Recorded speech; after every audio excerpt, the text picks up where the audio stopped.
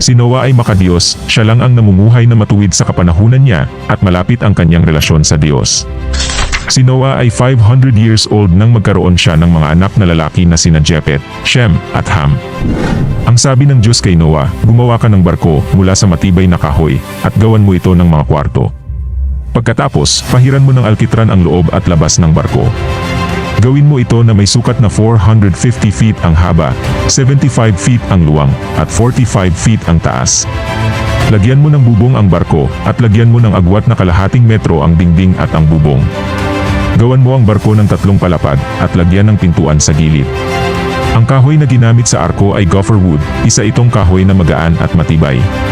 At pinahidan ito ng pitch na karaniwang nagmula sa katas ng puno o aspalto, at isa itong malapot na substance na maaaring magbigay ng waterproof seal para hindi pasukan ng tubig ang arko. Ang tinatayang sukat ng arko ay may haba na 100